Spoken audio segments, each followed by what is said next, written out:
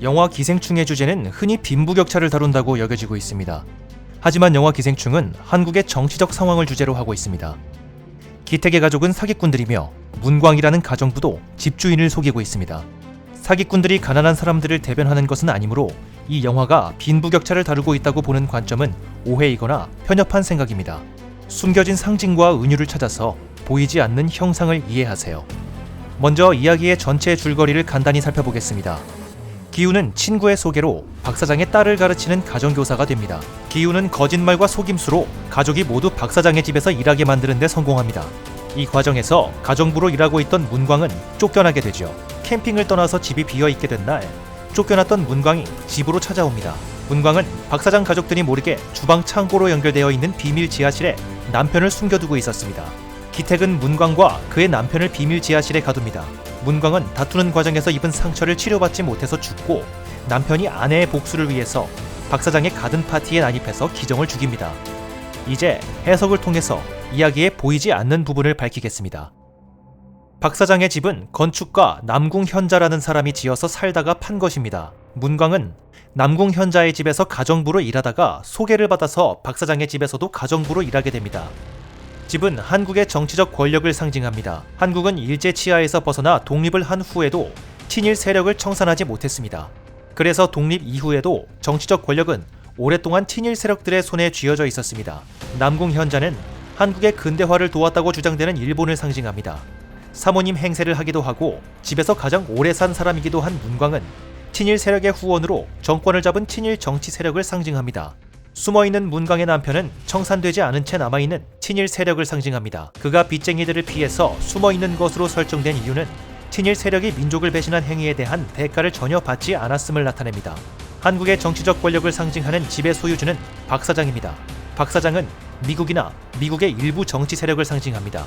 그의 아들이 북아메리카 원주민들의 복장과 천막을 즐기고 활을 쏘며 노는 모습은 한국의 정치적 권력이 미국의 영향력 아래에 있음을 나타냅니다. 박 사장이 집을 사면서 친일 정치 세력을 상징하는 문광을 가정부로 받아들이는 내용은 독립 후에도 미국의 군사 정권에 의해서 한국의 모든 권력이 친일 정치 세력에게 이양되었던 사실을 은유합니다. 문광의 남편이 박 사장을 존경하는 마음으로 미국을 상징하는 박 사장에게 고마움을 표시하는 행동은 친일 세력의 유지가 미국의 의도적인 선택이었음을 나타냅니다. 문광과 그녀의 남편은 미국을 상징하는 박 사장 집의 일본을 상징하는 남궁 현자가 만들었다고 생각하는 집의 거실에서 음악을 듣고 춤을 추면서 삶을 즐깁니다. 하지만 그들의 행복은 기택의 가족이 등장하면서 끝나게 됩니다. 기우의 친구가 대학생이고 한국의 정치적 권력을 상징하는 집을 소개한다는 설정은 노동운동 정치 세력이 대학을 거점으로 시작되었음을 나타냅니다. 기우의 친구가 선물한 할아버지로부터 받은 수석은 한국의 역사를 상징합니다. 노동운동 정치 세력이 친일 정치 세력과 맞서는 가장 주요한 수단은 역사입니다.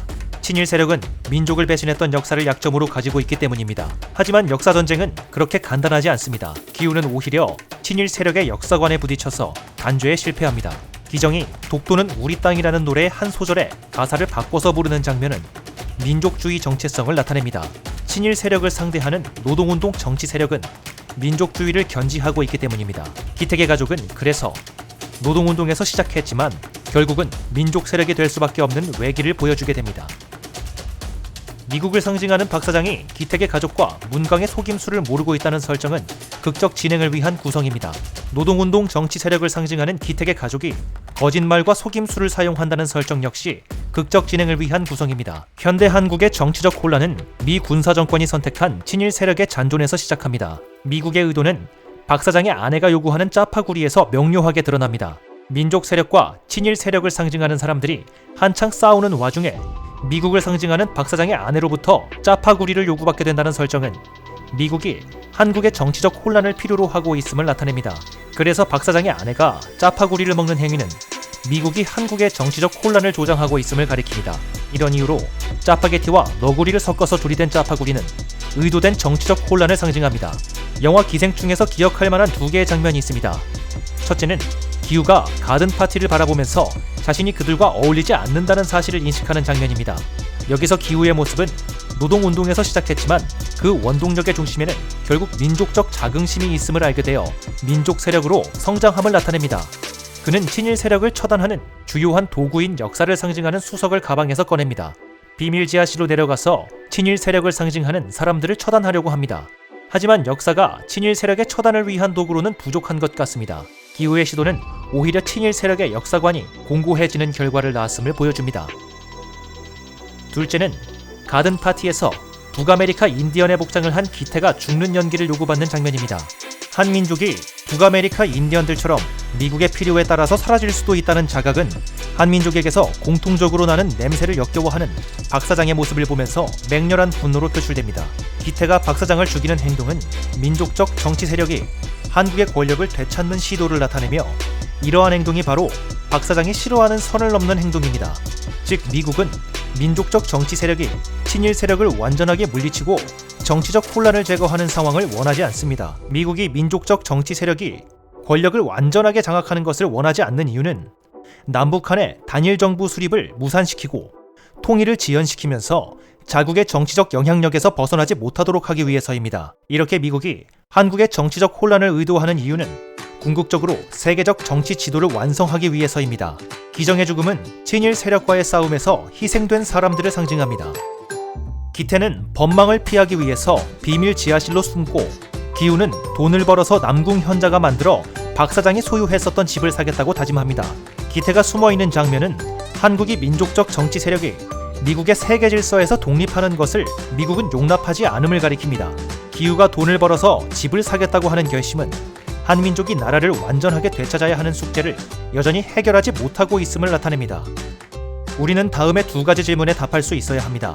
한국의 정치 세력이 미국에 의존하는 기생충이라면 미국의 권력은 어디에서 시작된 것인가? 필요에 따라서 다른 나라의 정치적 혼란을 부추기는 미국의 기생은 무엇에 의존하고 있는가? 권력의 처음 시작이 어디에서 비롯된 것인지를 알기 위해서는 먼저 이야기에 숨겨진 상징과 은유를 해석해서 숨겨진 형상을 이해하는 법을 알아야 합니다.